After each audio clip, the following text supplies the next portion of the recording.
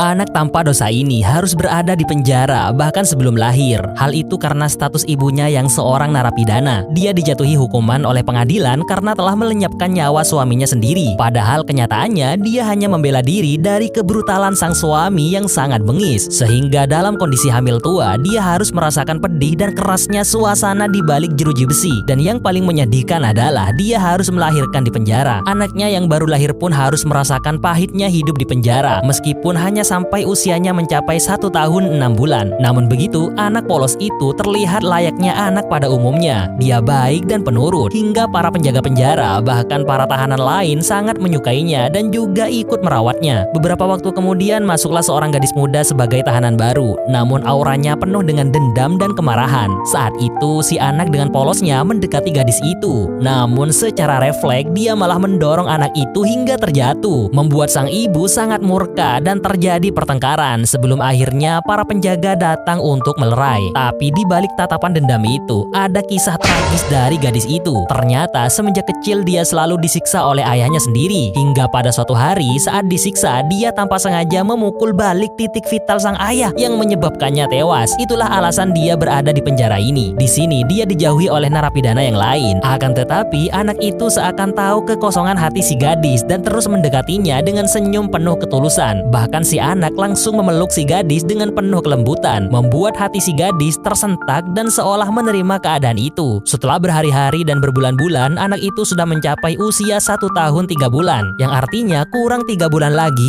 ia akan berpisah dengan ibu kandungnya sesuai dengan peraturan negara. Hal itu membuat sang ibu tak kuasa menahan kesedihan yang amat sangat dalam, karena hanya dia satu-satunya harta paling berharga yang dia miliki. Sementara nanti saat anaknya sudah diadopsi, dia masih harus menjalani hukuman di penjara. Hingga pada suatu hari saat dia menonton acara paduan suara narapidana, dia tiba-tiba kepikiran untuk menjadi pemimpin paduan suara agar nanti dia mendapat jatah cuti walaupun sehari untuk bertemu dengan anaknya tercinta. Beberapa waktu pun berlalu dan kini anaknya sudah bersama orang lain. Sang ibu semangat sekuat tenaga latihan paduan suara setelah diizini oleh kepala penjara. Dan setelah perjalanan yang panjang dan penuh tangis, pada akhirnya paduan suara narapidana wanita sukses tampil di acara televisi dan mendapatkan perhatian publik, meskipun awalnya ditolak oleh kepala penjara. Setelah penampilan itu, kepala penjara memenuhi janjinya dan membawa si ibu untuk bertemu bayinya yang telah diadopsi. Sang ibu akhirnya bisa melihat bayinya yang sangat dia rindukan dan dia memberikan ciuman selamat tinggal penuh haru sebelum akhirnya sang ibu kembali ke penjara.